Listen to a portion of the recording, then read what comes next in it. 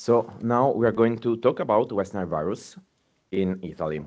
So this has been a pretty large effort involving many people, as you can see from my slide, which I would like to acknowledge. And in particular, I'd like to underline that most of the work has been carried out by Alex, who's not here, who was a former student of mine I helped to co-supervise at the University of Trento. So, all right. So you've already seen this kind of plot yesterday, at least a couple of times. So I guess most of you are familiar with the West Nile virus. So this is an avian pathogen. It is mosquito-borne, and occasionally infected mosquitoes might bite other kind of hosts, such as humans, and transmit the virus. Typically, in humans, the infection is asymptomatic or very mild, although in about 1% of infection, it can be quite severe and even fatal, especially in elderly people. So the focus of the study is northern part of Italy, the Emilia-Romagna region, where West Nile virus has been circulating for more than 10 years now. And in particular, there were many cases, especially during the 2018 outbreak, which we already saw yesterday. It's been pretty large throughout Europe. And 2022 was pretty large as well, with almost 70 neuroinvasive cases.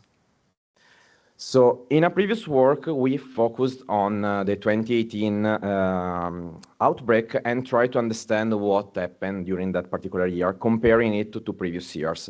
And thanks to some modeling efforts we carried out, we hypothesized that spring temperature could have been a key parameter explaining what happened and why there was such a large increase of transmission later on in the season. Keep in mind that because we are going to go back to that at the end of the presentation. So today, instead, we are going to focus on this part of the plot. So we're going to try to model West Nile virus infection in the avian population. To do that, we collected avian data thanks to the One Health surveillance implemented in the Emilia-Romagna region starting from 2013. So basically, the surveillance program targets some corvid species, such as jays, crows, and magpies. And birds are sampled, which means they are either shot or trapped, depending on the conditions, and then tested for viral presence. Sampling was carried out between May and October or November, between 2013 to 2022. So we had 10 years of data to analyze. We aggregated the data every 2 weeks, and we split the regions into 3 different subregions for the sake of the study. And in this table, you can further give a look at the data we had access to. And so you can see pretty heterogeneity throughout years and throughout the 3 different subregions. So overall, more than 16,000 magpies were collected, almost 4,000 crows, and a little bit more than 2,000 jays. For a tiny fraction of the data collected between 2013 to 2015 in subregion 2, so the subregion in the middle of the Emilia-Romagna region, were also tested for antibodies, resulting in more than 42% of seropositive samples. So what we did, and now you are seeing some equations, sorry, but I think it's of interest from time to time. So we tried to model the force of infection and so the infection dynamics within the avian population. So basically what we did was we split the population into 3 different compartments. So susceptible birds, infected birds, and recovered birds. Because typically once infected, birds can recover from the infection and then develop lifelong antibodies, as far as we know. And we didn't model explicitly the vector part, but rather we assumed that the force of infection could be represented by a standard Gaussian density function, basically, which is represented there. Yes. And so with 3 different free parameters, depending on the year and the region under study. So basically, a parameter shaping the magnitude of the infection, which is parameter C, a parameter shaping when the infection reached its peak, which is M, and also a parameter which is a proxy of the length of the epidemiological season, which is sigma over there. So we applied an MCMC approach to the likelihood of observing the number of infected specimens given the estimated prevalence by the model. And we also took into account the fact that the infected birds could be sampled differently with respect to susceptible one. And to do that, we consider a further additional free parameter B, which assumed to be constant among different years and among different subregions. So most of the parameters come from the literature, in particular the recovery rate, which in this case, it's the reciprocal of how long you can find the virus through PCR in birds, which is about a couple of weeks, more or less. The induced mortality rate, so as you know, birds can die because of infection. And also a demographic parameter Q to take into account the fact that we are just modeling adult birds. So we start our simulation at May, so we can assume that the breeding season has ended. It's a simplification, but it allowed us to build a simpler model. We also assume there was no birth and no migration, as we are considering residential species. We also assume that initial conditions during a particular year depend on previous year. So basically here we are talking about taking into consideration here the fact that the seroprevalence estimated at the end of the year is of importance when starting the following year. And finally, since West Nile virus was not reported between 2011 and 2012, we assume that at the beginning of the simulation, so at the beginning of 2013, all avian population was susceptible to the infection. There was no prior immunity. Here you can see some examples of the model fit for 2013 in the first row, 2018, the second row, and finally 2022, the last row. So basically the first and the last year, and 2018 because it was of particular interest. Dots represent observed prevalence in the avian population, and the curves represent the model estimated prevalence. Overall, we were pretty satisfied with our model. As you can see, 89% of average estimates fall within the confidence interval of the observed data, which is pretty okay.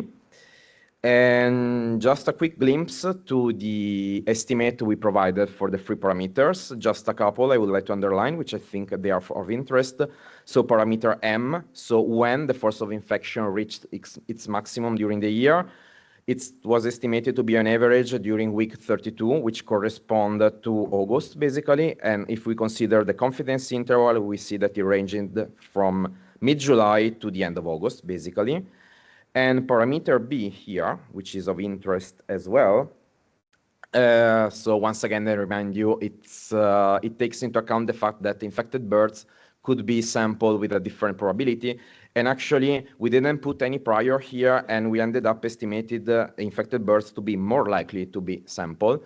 And this is not so surprising if we think about clinical manifestations of West Nile virus in avian population. They tend to be more confused, more lethargic, so perhaps they can get shot more easily, for instance. So on average, about 30% higher likelihood with respect to susceptible birds. Thanks to our model, we were able also to build and estimate the seroprevalence dynamics throughout the different years and throughout the 3 different subregions, as you can see in the plots here. So first plot is for the the westernmost region, the second one for the central one, and the last one for the easternmost. So first of all, it's clear that we estimated very high value at the end of 2018, in particular here for 2018 here, for region 2, so the central region, which has always experienced a larger transmission of the virus. Secondly, we saw that in the easternmost part of the region, so region 3, the lowest one, the virus circulated with a very low prevalence. And so also we ended up estimating a very low seroprevalence throughout the 10 years. And some other points of interest here, for instance, you can see for region 2, you can see the bars. So as I told you before, we also had access to some actual observation of seroprevalence in the avian population, which is depicted there. We also ran some sensitivity analysis considering the data there, but actually we ended up with no really substantial differences. We just observe an increase of parameter B, so an increase in the likelihood for sampling infected birds, which was even higher, from 130 on average to 1.69, basically. And we did perform some sensitivity analysis as well, because we are aware that demographic and epidemiological parameters for a population are very biased. There aren't large quantifications out there, unfortunately. So once again, for the sake of readability, you see the assumed parameters in the table. So for parameter gamma, rho, and q. And in the figures, you can see what happened when we change their values once at a time. So basically, we either increase or decrease their value. As you can see, when changing gamma and rho, we did not observe any actual change in the seroprevalence estimated dynamics. Whereas when we change the demographic parameters, so basically when we change the fraction of adult birds already present at the beginning of the year, then you can see large fluctuations. So this seems to be a key parameter when modeling West Nile virus in the avian population. Another interesting finding is that if we assume that the virus could be found through PCR in the avian population, not for only about 2 weeks, but a little bit more, basically on average about 19, 20 days, then actually we found that parameter B could be neglected, as we found that it's 95% credible interval overlapped one. And this is interesting as well, I guess, and calls for better quantification of this parameter as well. So some final remarks, as we saw, the residual level of bird immunity entering in the following year is very important, and it could affect West Nile virus dynamics throughout the year later on. We saw that seroprevalence at the beginning of 2018 was like other years. Yeah, I forgot, sorry, to mention that before, but this is once again to what I told you at the beginning. So once again, we found kind of indirect corroboration of our previous hypothesis that actually spring temperature in 2018 was key. Because for the previous study, we didn't have any access to actual avian data. So it was just an hypothesis, and we hypothesized that maybe not only temperature, but maybe could have been some differences at the beginning of the year in the immunological dynamics of the birds, and actually this is not the case. Apparently, 2018 started like every other years. As I mentioned before, we saw that the fraction of adults surviving to the following year is very important, as we saw through the sensitivity analysis. Changing this parameter changed the outcome of the estimated seroprevalence throughout the years. So once again, this is a very important and significant parameter. And finally, we saw that it seems that infected birds are more likely to be sampled, but this could be a model artifact. In fact, as I showed you before, thanks to the sensitivity analysis, it could be that this is not the case. And once again, we need better quantification also of the length of the virus to stay in the host and for how long it can be detected through PCR. So I thank all of you for listening to me. I thank all the co-authors. You found the list at the beginning, and I'm ready for questions. I guess I'm on time, right? Yeah, great.